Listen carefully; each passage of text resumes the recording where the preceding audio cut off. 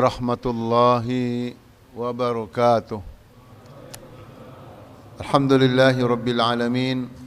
Wassalatu wassalamu ala asyrafil mursalin Sayyidina wa habibina wa imamina Muhammad wa ala alihi wa sahbihi wa man da'a bida'watihi ila yaumiddin. Amma ba'd. Faya ibadallah, hamba-hamba Allah, saudara-saudaraku sekalian, umat Al-Quran yang semoga dimuliakan oleh Allah Subhanahu wa taala. Kajian kita pada malam hari ini yakni tafsir surat At-Takatsur. Kita alhamdulillah sudah diberikan kemudahan oleh Allah ya mengkaji tafsir Al-Quran yang dimulai dari surat-surat pendek, dan kali ini insyaallah kita bersama-sama ya menikmati hidangan Allah Subhanahu wa taala. Hidangan Allah itu adalah Al-Quran, dan kita sampai kepada surat At-Takatsur. Bapak Ibu sekalian, At-Takatsur ini adalah nama surat sekaligus tema besar surat ini. Jadi surat ini diberi nama At-Takatsur yang artinya ya, bermewah-mewahan atau berbanyak-banyakan, dari kata kasrah, takatsara yatakatsaru takatsuran. Saudaraku sekalian, surat ini menggedor hati orang-orang yang tidur, membangunkan orang-orang yang lelap, mengingatkan orang-orang yang lupa dikarenakan fitnah yang bernama kebanggaan dengan dunia yang menyenangkan. Maka ini obat bagi saya, bagi kita semua, obat bagi sebagian manusia, bukan sebagian, semuanya. Tapi maksud saya adalah sebagian manusia yang lagi ya gila dengan dunianya, gila dengan ya jabatannya, dengan harta bendanya, sampai lupa kepada ajaran Allah, lupa ya untuk beribadah kepada Allah, sehingga rela-relanya menjual agama, menjual ayat-ayat Allah dengan potongan-potongan kecil ya yaitu potongan-potongan kecil dunia. Dunia dengan seluruh isinya tetap disebut potongan kecil, disebut qalil oleh Al-Quran, oleh Allah yang menciptakan dunia. Sampai-sampai tiga-tiganya menjual agama, tiga-tiganya ya berpihak pada orang kafir, membela dengan ya sekuat tenaga. Maka manusia yang seperti itu tidak cukup diceramai, apalagi ketika seseorang tersebut juga bisa ceramah. Tetapi orang yang seperti itu, atau kita semua ya ibadallah, akan berhenti dengan membanggakan ya dunia kita ini, berhenti melalui surat At-Takatsur. Ini Bapak Ibu sekalian, al-makna al-ijmali, makna secara global dari surat At-Takatsur. Sekarang kita mulai dengan al-mabakhith at-tahliliyah, pembahasan secara tahlili, secara analisis. Bismillah. Alhaakumut takatsur. Ulama-ulama tafsir, apakah dalam tafsir Jalalain yang dikarang oleh Jalaluddin As-Suyuti dan Jalaluddin Al-Mahalli, atau ulama-ulama yang lainnya, At-Tabari, atau dalam Mahaz Ta'wil Al-Qasimi, menafsirkan alhaakumut takatsur ay syaghalakum ya at-tafakhuru bil awladi wal amwal wasairi maladzatid dunya. Ya. Berbangga-bangga kamu, kebanggaan kamu, atau berbangga-bangganya kamu dengan anak, dengan harta, dengan jabatan, dengan kekuasaan, dan dengan seluruh kesenangan-kesenangan dunia itu melalaikan kamu. Melalaikan kamu dari apa? Dari beribadah kepada Allah, dari taat kepada Allah, dari sholat berjamaah, dari berdakwah, dari amar ma'ruf nahi mungkar, dari jihad, dari pembelaan terhadap Islam. Jadi ini pelajaran bagi kita semua ya ibadallah. Kenapa ada orang mengaku beragama Islam, mengaku umat Quran, tapi hidupnya penuh dengan kesenangan-kesenangan duniawi, lupa tanggung jawabnya terhadap dinnya, agamanya, ya, malas untuk berjuang, takut mati di medan perjuangan. Itu semuanya ya ibadallah sebabnya adalah at-tafakhur, yaitu berbangga-banggaan dengan dunia. Apakah anak, apakah harta, seperti yang telah dilakukan oleh orang-orang kafir terdahulu, kafir di zaman Nabi atau kafir di zaman nabi-nabi yang sebelumnya. Ana aktsaruh ya minkum, saya lebih banyak daripada kalian. Apakah anaknya, amwalan, ya, harta bendanya, atau auladan, atau junudan, atau tentara pasukan, atau a'dha'an, ya, atau ya anggota-anggotanya. Inilah yang menjadikan manusia lalai dari Allah Subhanahu wa taala. Saudaraku sekalian, hafizakumullah, dan ini merupakan penyakit yang sangat berbahaya. Aslinya yang lupa kepada Allah karena membanggakan harta bendanya dan anak-anaknya, itu sifatnya orang kafir. Itu aslinya. Tapi fakta di lapangan ya ibadallah, ternyata juga ada sebagian orang-orang yang mengaku beragama Islam lalai,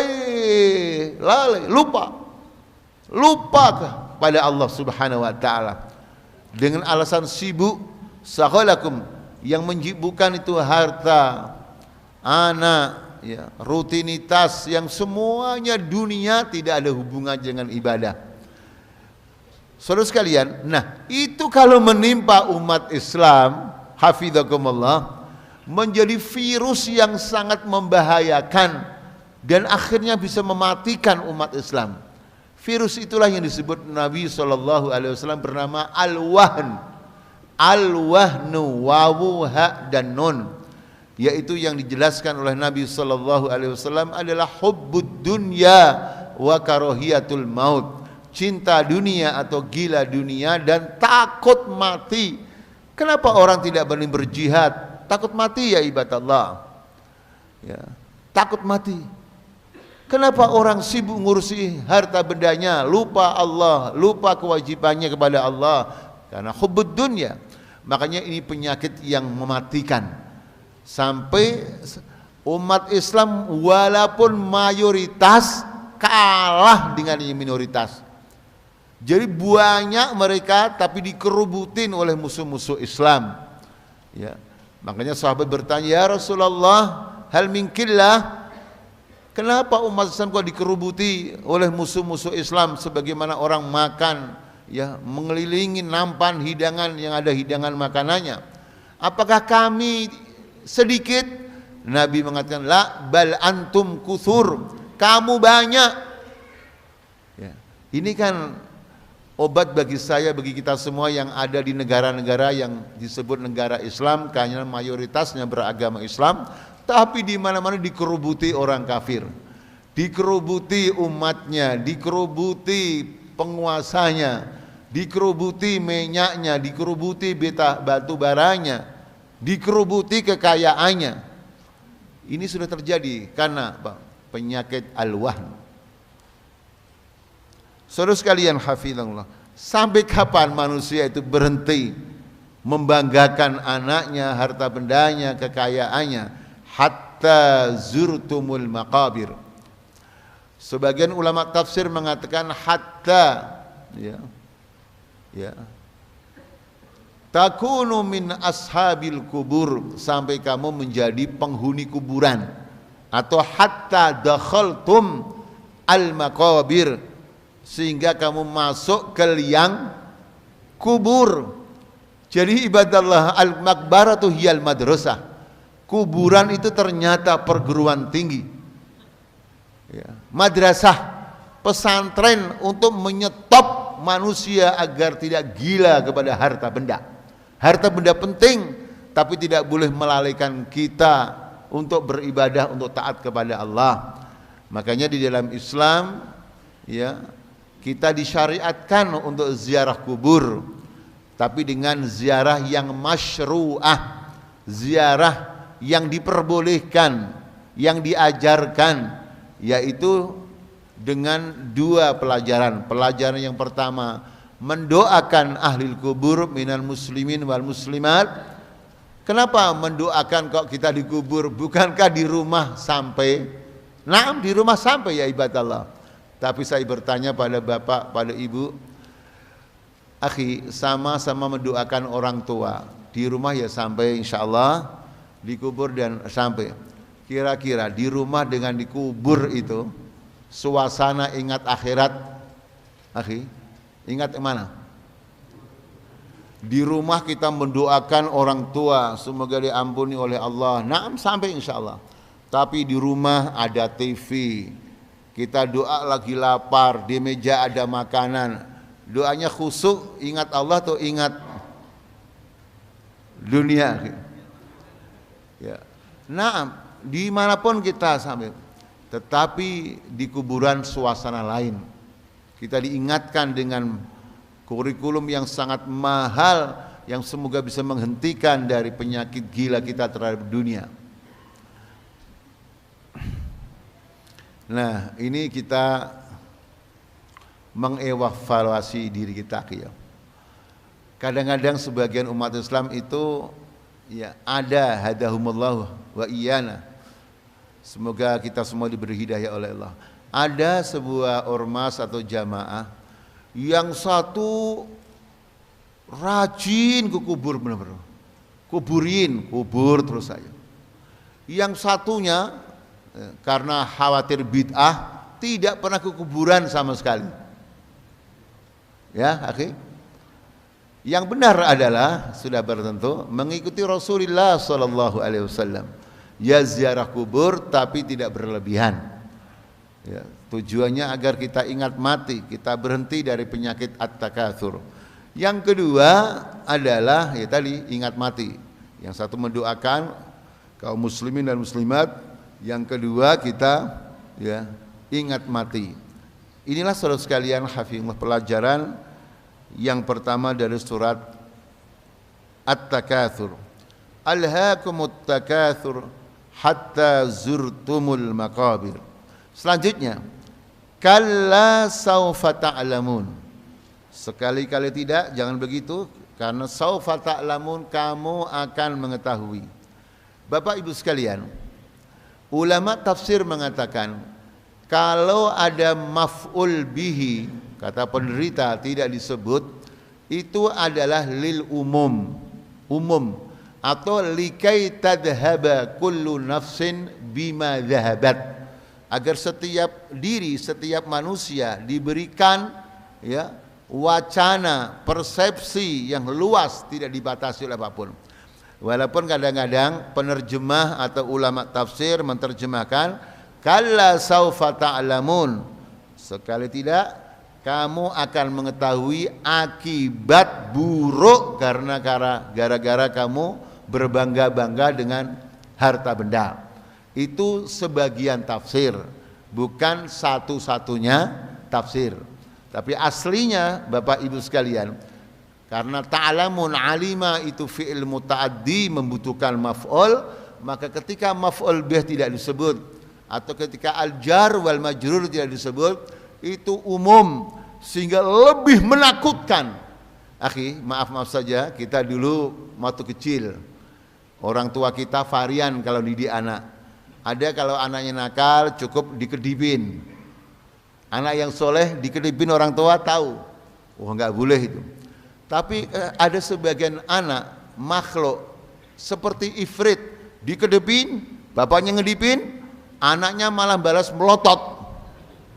Kayak ifrit, loncat sana loncat sini. Maka anak seperti itu tidak cukup bilang anak soleh, wong tidak soleh kok soleh. Ya, maka ada yang ya dipukul yang tidak membahayakan. Makanya dalam tarbiyah Islamiyah ada wasilah yang namanya pukul, tapi memukul yang tidak membahayakan. Ya, atau takut-takut awas nanti. Ya syabab, kita kalau waktu kecil dulu dibilang awas nanti, dengan saya ciwel nanti, takut mana lagi kita jadi anak? Takut awas atau takut nanti saya sentil? Kalau disentil kan jelas, cuma sentil aja. Kalau awas, ini kan macam-macam. Termasuk enggak dikasih uang jajan, ya. Termasuk nanti takut diapakin.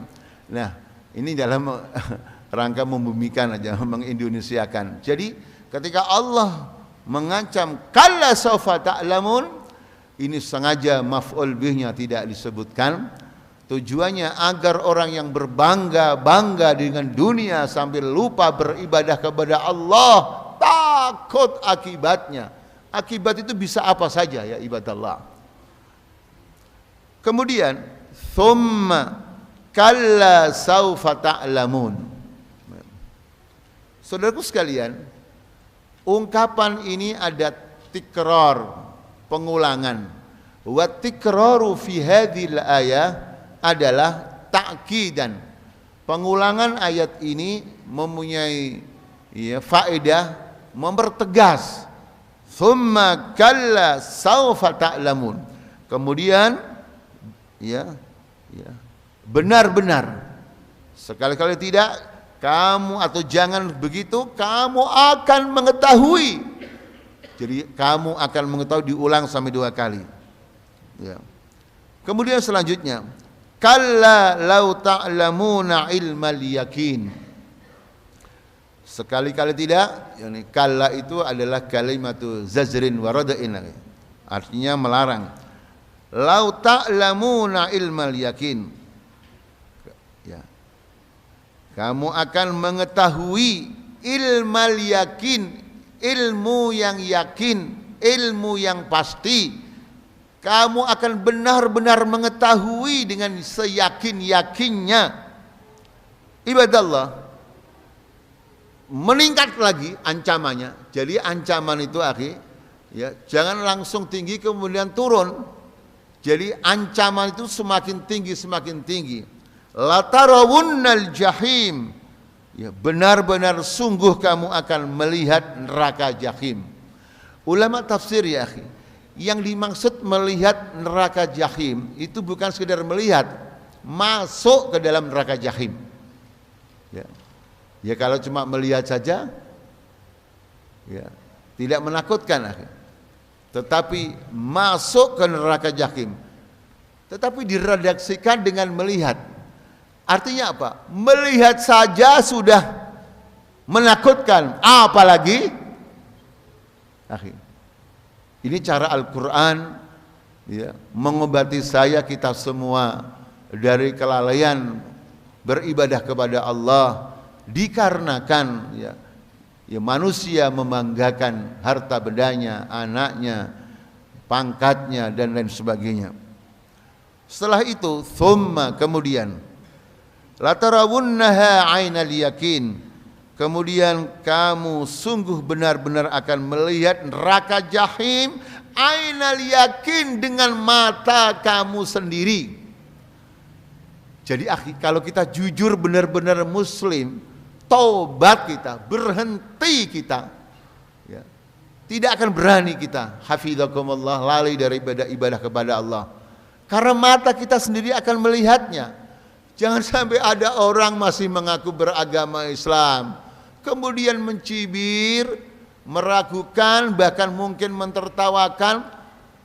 Mereka itu kok selalu bicara hari akhirat neraka. Memang mereka sudah pernah ke sono. Akhi, itu seandainya memimpin sebuah negara, kayak apa negaranya? Orang berani lawan Gusti Allah. Akhi, orang seperti itu aman lagi sekarang atau dapat tuntutan? Aman enggak? Tapi dari adab Allah aman enggak? A'udzubillah min dzalik. Ayat ini kita baca, "Tsumma latarawunnaha ainal yakin." Kemudian kamu benar-benar akan melihat neraka jahim dengan mata kamu sendiri. Ibadallah, itulah cara Allah Subhanahu wa taala berfirman menghadapi tagut, menghadapi orang-orang yang sombong dengan harta bendanya dan kekayaannya dan macam-macamnya. Memang ternyata saudara sekalian, manusia sejahat apapun nanti suatu saat akan sadar. Tinggal sadarnya itu bermanfaat, penyesalannya bermanfaat atau tidak. Tapi sejarah togut di dunia, dan togut terbesar adalah Fir'aun yang mengatakan ana rabbukumul a'la. Begitu ditenggelamkan oleh Allah di lautan, sudah mau meninggal dunia, terputus semua. Tidak ada kekuatan yang bisa diandalkan, tidak ada tentara yang bisa menolong, ya, tidak ada kekayaan yang bisa membantunya. Apa terakhirnya dalam surat Yunus diterangkan oleh Allah? Wa ana minal muslimin, dan saya termasuk orang-orang Islam. Hatta idza adrakahul gharqu qala aman, ya, annahu la ilaha illa alladzi amanat bihi banu Israil wa ana minal muslimin. Makanya ulama mengatakan manusia semuanya, semua manusia itu yang sejahat apapun, kalau sudah tidak ada yang dibanggakan, nggak ada yang diandalkan, takatsur, tidak ada kecuali fitrahnya muncul lagi. Fitrah manusia ingat kepada Allah. Fir'aun yang pernah mengatakan ana rabbukumul a'la, tapi begitu mau mati mengatakan wa ana minal muslimin. Tapi pertanyaannya adalah, mengatakan wa ana minal muslimin berguna enggak? Tidak berguna, karena rohnya sudah mau keluar. Jadi Allah menerima tobat hambanya malam yughurghir, selama rohnya ya tidak sampai kepada kerongkongan. Jadi orang-orang yang melecehkan Islam itu kapan lagi nanti? Kapan dia ingat Islam? Setelah yughurghir. Makanya ketika mereka pada mati itu, ya, hafizakumullah, di akhir hayatnya tidak berani lagi menentang Allah. Tapi masalahnya tobatnya diterima oleh Allah atau tidak. Dan tobat itu selama kita masih hidup insya Allah diterima oleh Allah. Tapi kalau sudah sakaratul maut, ditolak oleh Allah Subhanahu wa taala.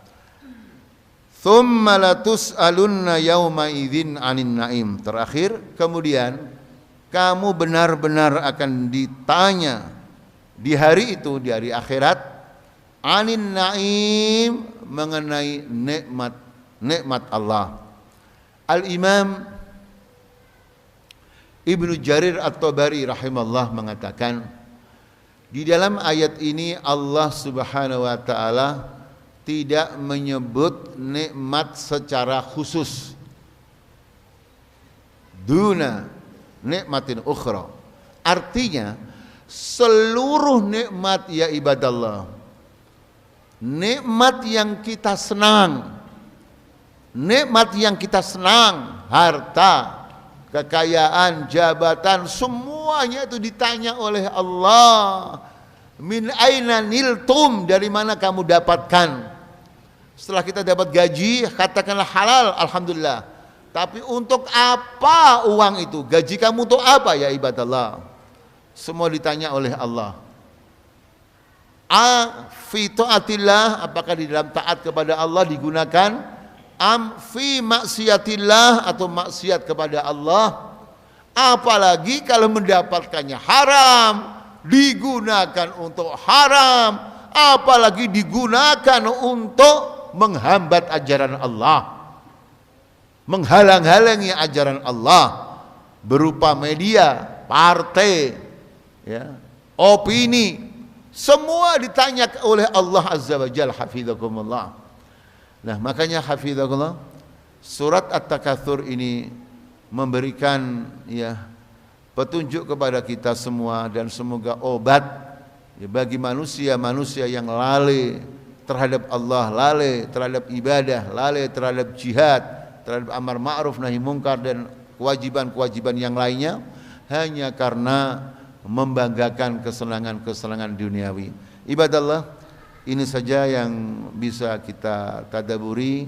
Semoga kita semuanya ya ibadallah, anak keturunan kita semua diberikan taufik oleh Allah Subhanahu wa taala, mampu menyikapi dunia ini dengan benar. Dunia adalah ya wasilah, sarana kehidupan untuk menuju akhirat kita. Tidak boleh dunia dijadikan ya tujuan yang menjadikan kita lupa kepada Allah, lupa beribadah kepada Allah Subhanahu wa taala. Wallahu a'lam bissawab. Aqulu qauli hadza wa astaghfiru innahu wal ghafurur rahim. Assalamualaikum warahmatullahi wabarakatuh.